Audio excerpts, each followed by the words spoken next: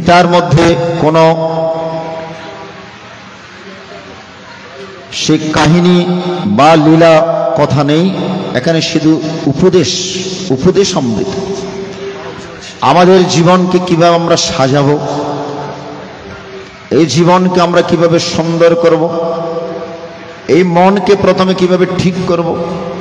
আপনি এই মনকে ঠিক না করে যদি ভাগবত কথা শুনতে যান, ভগবানের লীলা কথা শুনতে যান, আপনি কিছুই বুঝবেন। এই জন্য সবার আগে প্রয়োজন শ্রীমদ্ ভগবত গীতার জ্ঞান। এই গীতার জ্ঞান যদি আপনি হৃদয়ঙ্গম করতে পারেন, আপনি ভগবানের লীলা কথা শ্রবণ করে তার গূঢ় তত্ত্বটুকু আপনি বুঝতে পারবেন, না হলে আপনি বিপরীতটুকু বুঝবেন। এজন্য আগে মনকে ঠিক করা চাই। মনকে ঠিক করতে গেলে যেই উপদেশ অমৃত আমাদের গ্রহণ করা দরকার, সেটা হচ্ছে শ্রীমদ্ ভগবত গীতামৃত। এই অমৃতের চাইতে আর কোন অমৃত জগৎ সংসারে নাই। অদ্বৈত অমৃত বর্ষিণী ভগবতীম অষ্টাদশ অধ্যায়িনী অম্বত্বমনুসন্দধামি ভগবদ গীতে ভবদ্বেষিনী। এটা হচ্ছে ভবদ্বেষিনী, ভবরোগ বিনাশকারিণী। এই শ্রীমদ্ ভগবত গীতা হচ্ছে ভবরোগ বিনাশ। আমরা সবাই ভবরোগী। তাই ডাক্তার হচ্ছেন একজন, যিনি ডাক্তারেরও ডাক্তার, যিনি কবিরাজের উপরেও কবিরাজ। তিনি কে? কৃষ্ণস্তু ভগবান।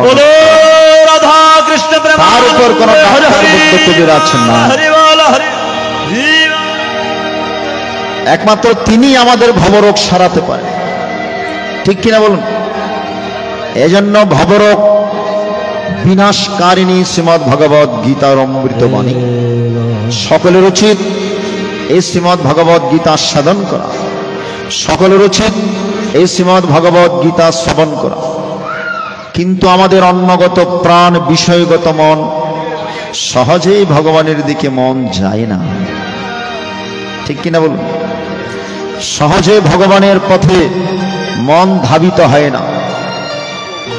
তাই সুধীমণ্ডলী চেষ্টা করবেন সমস্ত কামনা বাসনাকে ডিঙ্গিয়ে একটু গীতা বাসরে আসার, গীতা শ্রবণ করার, সাধুগুরু বৈষ্ণবের চরণ ধুলি দর্শন করার আপনি চেষ্টা করবেন। তাই এই অদ্বৈত অমৃত বর্ষিণী, অমৃত যে কথাতে ছিলাম, এই গীতার বাণী, এগুলো হচ্ছে অমৃত বাণী। দেবদেবতারা সমুদ্র মন্থন করে যে অমৃত উত্তোলন করেছিলেন, এর চাইতে আরো শ্রেষ্ঠ অমৃত হচ্ছে কৃষ্ণ কথামৃত। এই কৃষ্ণ কথামৃত কারা শ্রবণ করে, কারা শ্রবণ করে আনন্দ পায়, কারা আনন্দ পায় না, গীতার মধ্যে বলা আছে। কারা আনন্দ পায়? ভগবান বলছেন মশ্চিত্ত মদগত প্রাণা বোধন্ত পরস্পরম কথন্তশ্চ মাং নিত্যং তুষ্যন্তি চ নমন্তি চ। মশ্চিত্ত মদগত প্রাণা, যাদের চিত্ত এবং মন, চিত্ত এক জিনিস, মন আরেক জিনিস। মন হচ্ছে মনন করা, আর চিত্ত হচ্ছে ভগবানের কথা চিন্তা করা, চিত্ত। আর মন, ভগবান বলছেন চিত্ত এবং মন দুটাই যার আমাগত। মশ্চিত্ত মদগত প্রাণা বোধন্ত পরস্পরম, যারা পরস্পর পরস্পরের সাথে মিলিত হয়, আমার বোধে বোধ করেন এবং কথন্তশ্চিমাং নিত্যং, আমার কথা সাধন করেন, আমার কথা শ্রবণ করেন, সেই ভক্তরা একটা আনন্দ পান। সেই ভক্তরা তুষ্যন্তি চ রমন্তি চ, তারা পরমা সন্তুষ্টি লাভ করেন এবং রমণের সুখ অনুভব করেন। এজন্য ভক্ত যারা শুনেন, তারা কৃষ্ণের মোহন বংশীর গান। ভক্তের কাছে বাধা আছেন ভগবান। অনেকে আমাকে ফোন করে করে বলেন, বলে আপনার গীতা পাঠ কোথায়? যদি কাছাকাছি থাকে একটু গিয়ে গীতাটুকু আস্বাদন করতাম।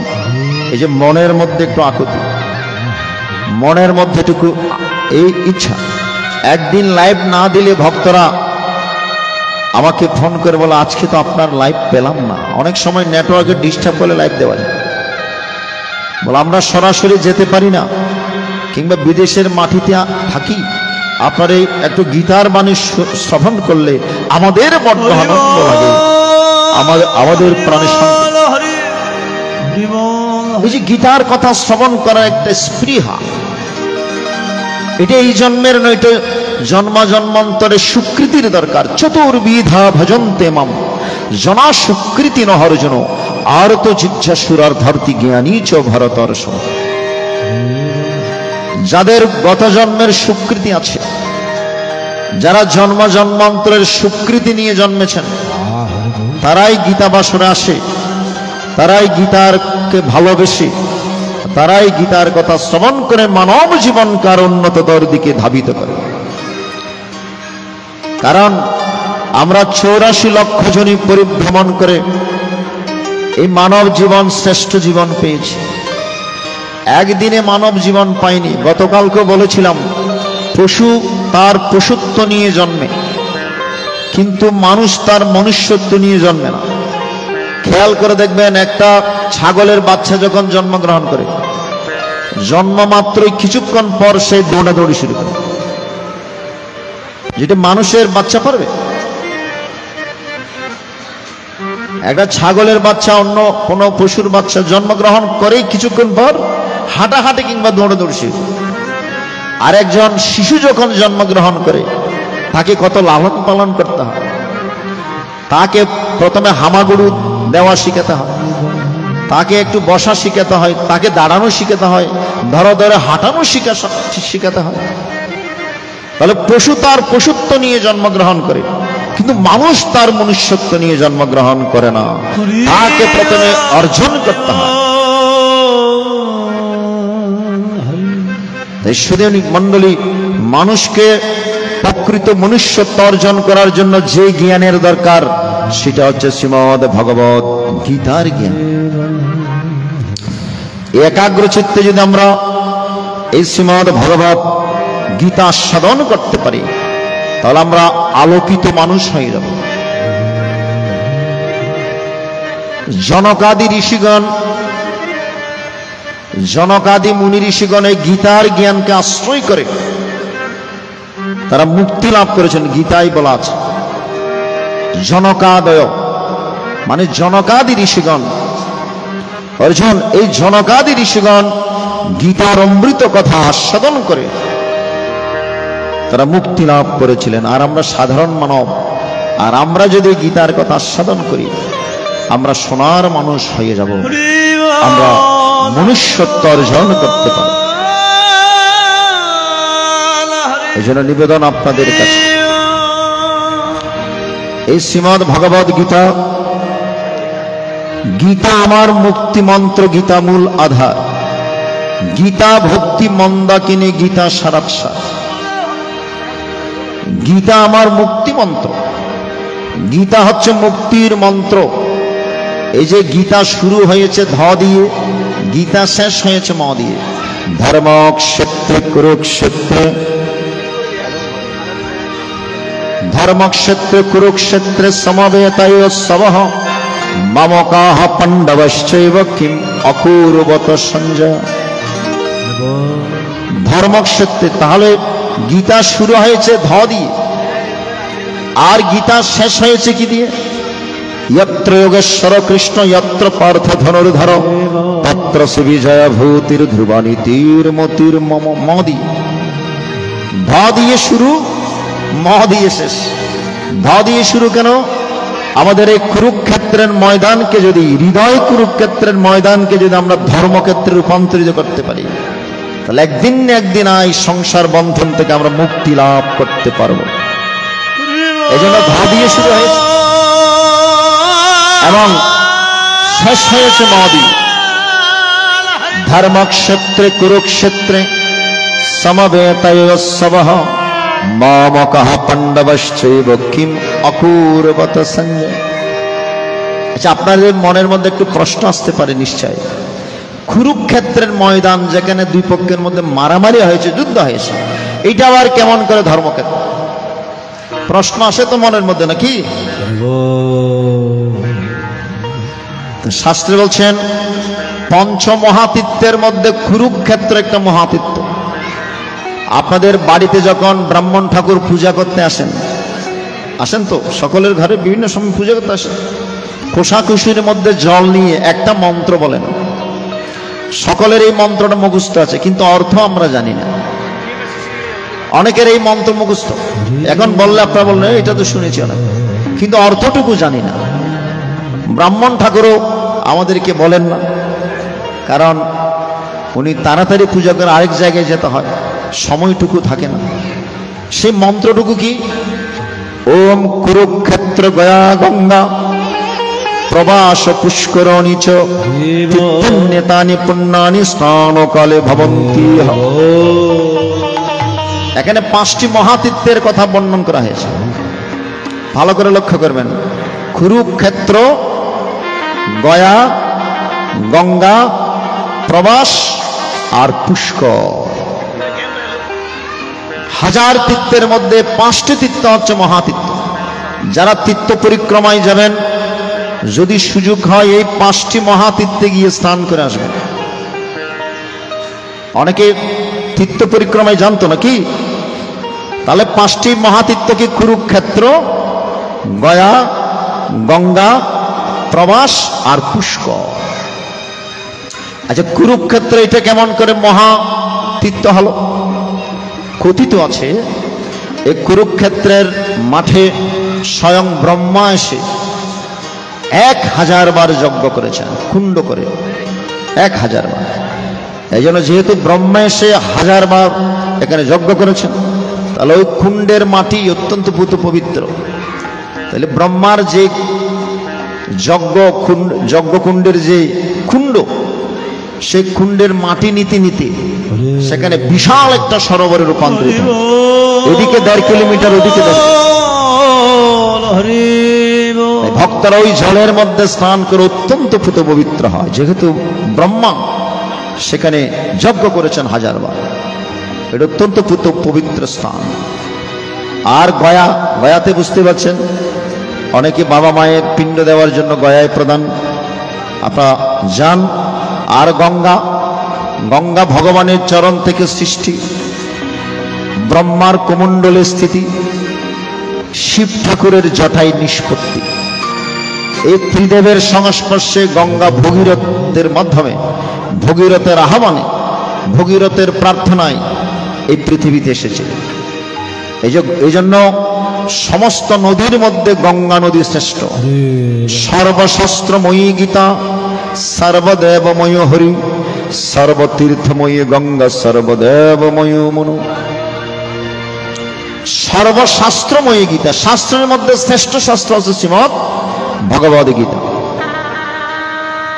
সর্বদেবময় হরি, দেবতাদের মধ্যে শ্রেষ্ঠ দেবতা হচ্ছে বিষ্ণু। কেন? ত্রিদেবের মধ্যে বিষ্ণু শ্রেষ্ঠ কেন? এটা পরীক্ষা করেছিলেন স্বয়ং ভৃগুমুনি। ভৃগুমুনি পরীক্ষা করেছিলেন, ব্রহ্মার কাছে গিয়ে বলেন, হে ব্রহ্মদেব, আপনি উল্টাপাল্টা এগুলো কি সৃষ্টি করেন? কাউকে 1000 চোখ দিয়ে ভরিয়ে রেখেছেন, আবার কাউকে অন্ধ করে পাঠিয়েছেন। আপনি এগুলো উল্টাপাল্টা কি সৃষ্টি করেন? আরশোলা দেখেছেন তো? আরশোলার 1000 চোখ, আর কেঁচোর একটা চোখও নাই, ঠিক কিনা? তাহলে বকাবকি শুরু করলেন ব্রহ্মদেবকে। ভৃগুমুনি কত বড় মুনি দেব। তখন ব্রহ্মা রাগান্বিত হয়ে আগুনের পিণ্ড নিক্ষেপ করলেন ভৃগুমুনির দিকে। ভৃগুমুনি দৌড়ে কৈলাসে চলে গেলেন। কৈলাসে শিব ঠাকুরের কাছে গিয়ে আরেক বকাবকি শুরু করলেন। সব সময় শুধু ধ্যানের মধ্যে বসে থাকলে হবে? আপনার আর কোনো কাজ নেই, খেয়ে দেয় আর কোনো কাজ নেই, শুধু ধ্যান ধ্যান ধ্যান। শিব ঠাকুর তাড়াতাড়ি ধ্যান ভেঙে উঠে ত্রিশূল নিক্ষেপ করলেন রাগান্বিত। ভৃগুমুনি ছুটে গেলেন কোথায়? বিষ্ণুর কাছে। বিষ্ণু তো আরো আরামদায়ক ভাবে রয়েছেন কোথায়? নাগশয্যায় একদম ঘুমের মধ্যে রয়েছে। ভৃগুমুনি গিয়ে আর কোনো কথা বলেননি, সরাসরি নিজের পা দিয়ে বিষ্ণুকে সে নিক্ষেপ করলেন, পা দিয়ে আঘাত করলেন বিষ্ণুর বুকে। বিষ্ণুদেব তাড়াতাড়ি উঠে বলেন, এ মুনিবর, আপনি আমাকে পা দিয়ে আঘাত করেছেন, আপনি পায়ে কোনো কষ্ট পেয়েছেন তো? পায়ে কোনো আঘাত লেগেছে? ভৃগুমুনি অবাক হয়ে গেলেন, এই ত্রিদেবের মধ্যে একমাত্র বিষ্ণুর মধ্যে সহিষ্ণুতা আছে, আর কোন দেব দেবতার মধ্যে সহিষ্ণুতা, দেবতাদের মধ্যে বিষ্ণুই হচ্ছে আর বৈষ্ণবের মধ্যে শ্রেষ্ঠ বৈষ্ণব কে বলেন তো? বৈষ্ণবের মধ্যে শ্রেষ্ঠ বৈষ্ণব হচ্ছে ভোলানাথ শিব ঠাকুর। 12 জন বৈষ্ণবের মধ্যে 1 নাম্বার বৈষ্ণব, শ্রেষ্ঠ বৈষ্ণব হচ্ছে শিব ঠাকুর। আর দেবতাদের মধ্যে শ্রেষ্ঠ দেবতা হচ্ছে স্বয়ং বিষ্ণু। এই জন্য বলেছেন, সর্বশাস্ত্রময়ী গীতা, সর্বদেবময় হরি, সর্বতীর্থময়ী গঙ্গা, সর্বদেবময় মনু। বুঝতে পারছেন? তাহলে নদীর মধ্যে শ্রেষ্ঠ নদী হচ্ছে গঙ্গা নদী। এই জন্য গঙ্গার জলে যদি তুলসী পত্রে বিষ্ণুর নাম লিখে আপনি ছেড়ে দেন ভক্তিযুক্ত হৃদয়ে, কথিত আছে সেই তুলসী পত্র সরাসরি বিষ্ণুর চরণে গিয়ে পড়বে। আর বিল্লপত্রের মধ্যে শিব ঠাকুরের নাম লিখে যদি আপনি ছেড়ে দেন ভক্তিযুক্ত হৃদয়ে, সেটা সরাসরি শিব ঠাকুরের চরণে গিয়ে পড়ে। তাহলে দয়া, এজন্য পঞ্চ মহাতীর্থের তৃতীয়তম তীর্থ হচ্ছে গঙ্গা। প্রবাস, যেখানে স্বয়ং ভগবান দেহত্যাগ করেছেন, প্রবাস তীর্থ নামে এক তীর্থকে। ভগবানও কার সাথে দেহত্যাগ করবেন সেটাও বিধি নির্দিষ্ট, ঠিক কিনা বলুন? যদি যতই আমরা বলি অকাল মৃত্যু, কিন্তু কার কখন যে মৃত্যু হয় আমরা কেউ জানি না। ভগবানও যে কার হাতে মৃত্যু হবে সেটাও বিধি নির্দিষ্ট, ঠিক কিনা বলুন? ত্রেতা যুগে বালিপুত্র অঙ্গদ, যে বালিকে ভগবান রাম পেছন থেকেই মেরেছিলেন, সে বালিপুত্র অঙ্গদ ভগবান রামের সাথে হাত মিলিয়ে গিয়েছিলেন যুদ্ধ করার জন্য রাবণের সাথে লঙ্কা। সীতা দেবীকে উদ্ধার করে এনে ভগবান রাম বললেন, অঙ্গদ তুমি কি চাও? তুমি তো অনেক কষ্ট করেছো, যুদ্ধ করেছো। অঙ্গদ একটি জিনিস চেয়েছেন, প্রভু আমি আমার বদনাম ঘুচাতে চাই। আপনি আমার পিতাকে হত্যা করেছেন, তবু আমি আপনার সাথে হাত মিলিয়েছি, তাহলে জগতের মধ্যে আমার একটা বদনাম হয়ে যাবে। আমি আমার বদনাম ঘুচাতে চাই। কি করতে হবে? আমি আপনাকে মারতে চাই, আমার হাতে আপনার মৃত্যু হোক, যেন আমি এই ইতিহাসের মধ্যে আমার বদনামটুকু না থাকে। ভগবান হাসলেন, বলে তোমার হাতে আমার মৃত্যু হবে, তবে এই জন্মে নয়, পরবর্তী জন্মে দাপর যুগে আমি যখন রসগণ শ্যাম সুন্দর মদন মোহন শ্রীকৃষ্ণ হয়ে যাব, আর তুমি জরা বিয়াদ হয়ে যাবে। দাপর যুগের সমস্ত লীলা সংবরণ করে আমি যখন প্রবাসতীর্থের মধ্যে আসব, তোমার তীরের আঘাতে আমি দেহত্যাগ করব, কথা দিচ্ছি। তোমার মনোবাসনা, ভক্তের মনোবাসনা পূর্ণ করার জন্য ভগবান প্রবাসতীর্থে গিয়ে দেহত্যাগ করেছিলেন। আর ভগবানের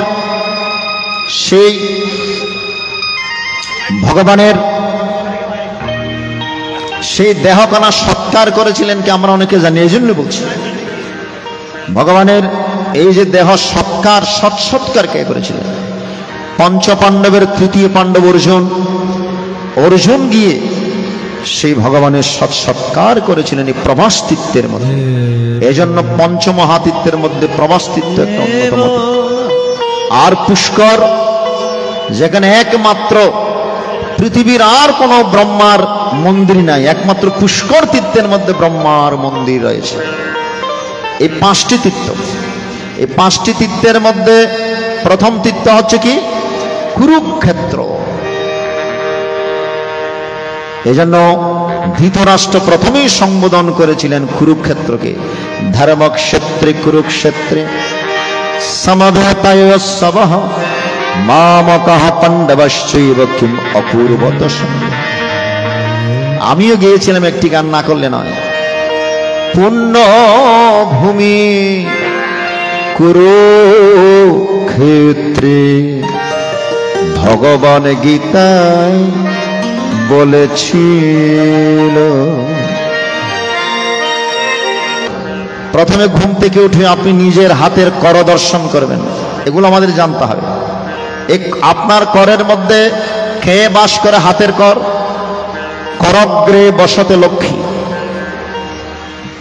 করমূলে সরস্বতী, করমধ্যে সরস্বতী, করমূলে স্বয়ং বিষ্ণুর অধিষ্ঠান। লক্ষ্মী মানে ধনের দেবী নয়। লক্ষ্মী, আপনারা লক্ষ্মী পূজা করেন তো? লক্ষ্মী মানে সংসারে যেন সুখ বিরাজিত থাকে। নারায়ণ পূজা করেন তো? নারায়ণ পূজা করেন? পূর্ণিমার দিন নারায়ণ পূজা করেন না? নারায়ণের পূজা করা মানে সংসারে শান্তি বিরাজিত থাকে। লক্ষ্মী নারায়ণের পূজা করা মানে সংসারে যেন সুখ এবং শান্তি দুইটাই বিরাজিত থাকে। এজন্য লক্ষ্মী নারায়ণের পূজা করতে। আর সরস্বতী মানে জ্ঞানের দেবী। একটা সংসার চালাতে গেলে আপনার সদ্বুদ্ধির দরকার, সৎ জ্ঞানের দরকার। আপনি কুবুদ্ধি নিয়ে সংসার চালাতে পারবেন, এজন্য সরস্বতী মায়ের কৃপা দরকার।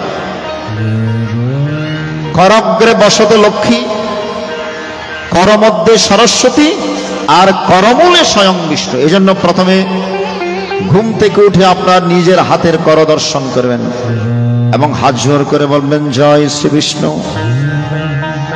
জয় শ্রী বিষ্ণু, জয় শ্রী বিষ্ণু। এবং মাটিতে পা দেওয়ার আগে ভূমিকে একটু প্রণাম করবেন। শীতলতার জন্য একটু চোখে জল দিবেন। বাইরে গিয়ে সূর্য নারায়ণকে প্রণাম করবেন। ওম নমো ভগবতে সূর্যায় নমঃ। পুরো মন্ত্র না পারলেও ওম জবা কুসুম শঙ্কাশং কাশ্যপেয়ং মহাধুতিম ধন্তারিং সর্ব পাপগ্ন প্রণতস্মি দিবাকরম। দিবাকর মানে সূর্য। সূর্যকে প্রণাম করবেন। আমরা সমস্ত দেব দেবতাদের কাছে ঋণী। জল দেবতা আমাদেরকে জল দিচ্ছেন, বায়ু দেবতা আমাদেরকে বাতাস দিচ্ছেন, ঠিক কিনা? সূর্যনারায়ণ আমাদেরকে আলো দিচ্ছেন। তাহলে সমস্ত দেবতাদের কাছে ঋণী, ঋষিদের কাছে ঋণী। ঋষিরা ধ্যানে বসে যে শাস্ত্র লিখে গিয়েছেন, এটা আমরা পাঠ করে নিজের জীবনকে সুন্দর করতে পারি।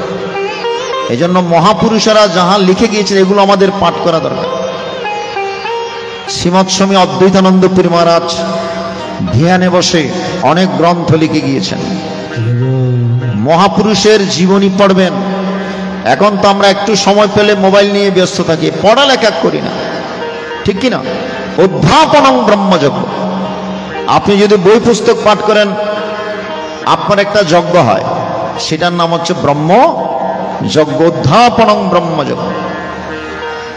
এই জন্য একটু মাঝে মধ্যে মহাপুরুষের জীবনী পড়বেন, আপনার মন সুন্দর হয়। কারণ এত কষ্ট করে ধ্যানে বসে ঋষিরা যা অর্জন করেছেন, মহাপুরুষেরা যা অর্জন করেছেন, আমাদের শিক্ষার জন্য সেটা লিখে যান।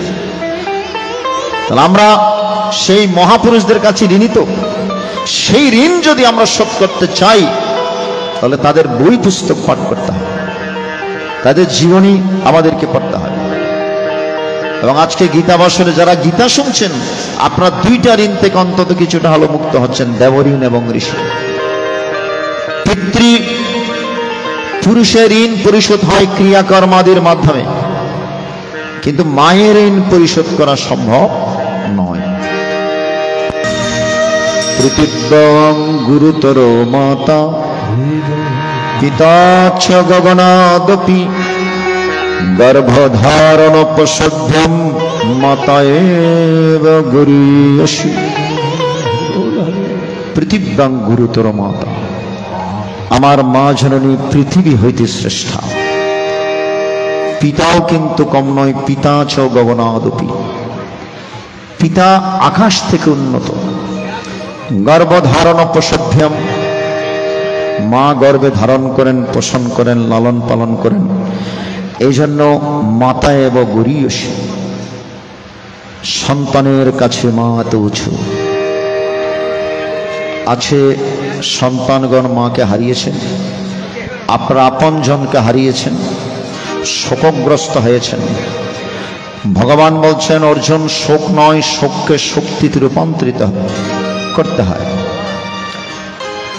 কারণ মরণ হয় দেহের, আত্মার মরণ হয় না।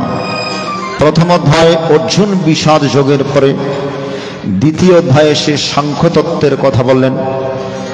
ক্লুব্যংমস্মগমঃ পার্থ নতত্ত্বেব বদ্ধতে ক্ষুদ্রং হৃদয় দৌর্বল্যং ত্যক্তুত্তিষ্ঠ পরন্তপ। হৃদয়ের দুর্বলতা পরিহার করে তুমি উঠো, জাগ্রত হও, আমামুখী হও, কৃষ্ণমুখী হও।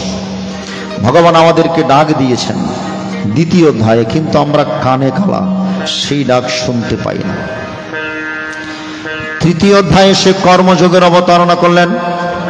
আমি কোন দিকে যাব প্রভু? তুমি একদিকে কর্ম করার কথা বলছো, আরেকদিকে কর্ম ত্যাগের কথা বলছো। বিমিশ্রেণেব বাক্যেন বুদ্ধিং মহাশিবমে তৎ একং বদ নিশ্চিত্তেন শ্রেয়ঃ পাপ্য। কখনো কর্ম করো, আবার কখনো কর্ম পরিত্যাগ করো। দ্বিমুখী বাক্যে আমার বুদ্ধিমান মোহগ্রস্ত হচ্ছে।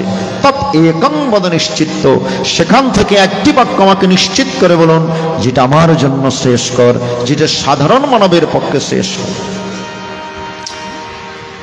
ভগবান বলছেন অর্জুন, কর্মযোগ এবং কর্মত্যাগ দুইটাই মুক্তিপদ, কিন্তু কর্মত্যাগের চেয়ে কর্মযোগই শ্রেষ্ঠ। তাহলে কি ত্যাগ পরিত্যাগ, কি পরিত্যাগ করতে হবে? বলে দুইটা জিনিস পরিত্যাগ করলে কর্মের বন্ধন থেকে মুক্তি পাবে। একটা হচ্ছে কর্তৃত্বাভিমান, আর একটা ফলাকাঙ্ক্ষা ত্যাগ। প্রথমে আমার আমিত্ব পরিত্যাগ করতে হবে।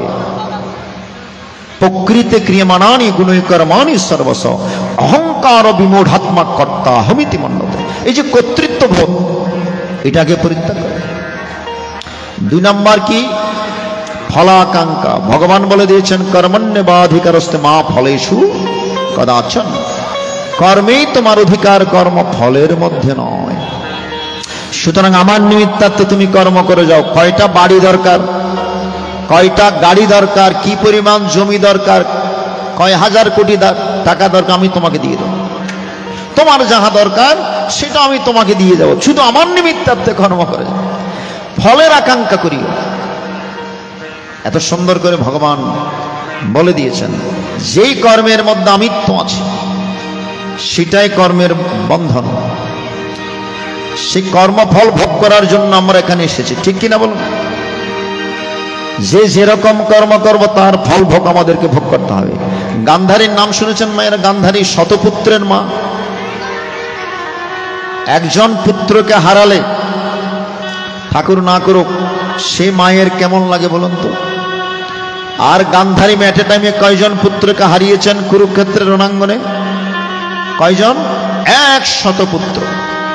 আর সে গান্ধারী মায়ের মনের অবস্থা বুঝতে পারছেন? যেই মা কত সতী সাধ্বী রমণী, নিজের স্বামী দেখছে না বলে তিনিও 60টি কাপড় দিয়ে চোখ বেঁধে রেখেছিলেন, যেখানে আমার স্বামী দেখছে না সেখানে আমিও আর দেখব। এত পতিব্রতা রমণী, স্বামীর প্রতি টান যেমনই ছিল জীবন পাই তেমনি। ঠাকুর অনুকূল চন্দ্রের বাণী। এই পতিব্রতা রমণী তিনিও কর্মের ফল থেকে মুক্তি পায়নি। পাগল পারা হয়ে ভগবান শ্রীকৃষ্ণকে জিজ্ঞেস করলেন, হে কৃষ্ণ, তুই নাকি বাবা ভগবান, এ কেমন তোর বিচার? বলে কি পিসিমা? বলে 100 জন্মের মধ্যে আমি এমন কোন পাপ কাজ করিনি, এই জন্মে আমাকে 100 পুত্রের যন্ত্রণা বুকে নিয়ে দাউ দাউ করে জ্বলতে হচ্ছে। এ কেমন তোর বিচার? তুই নাকি ভগবান? আমাকে জবাব দে।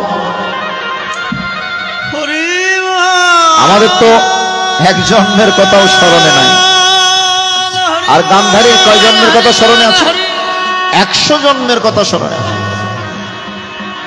ভগবান বলছেন, পিসিমা, 100 জন্মের আগের জন্মে তোমার নতুন নতুন বিবাহ হয়েছে।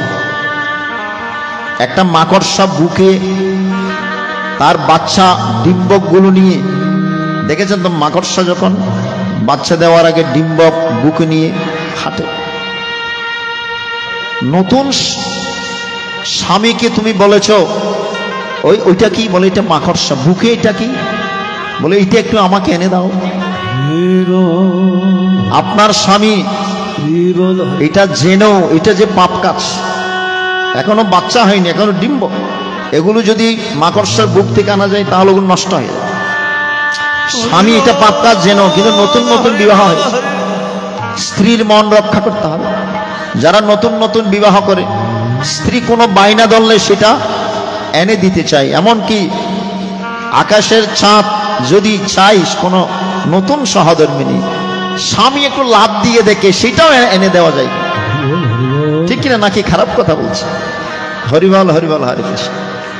আপনার স্বামী খপ করে মাকড়সাকে ধরে আপনার মন রক্ষা করার জন্য মাকড়সার বুক থেকে টেনে এনে আপনাকে দিয়েছে।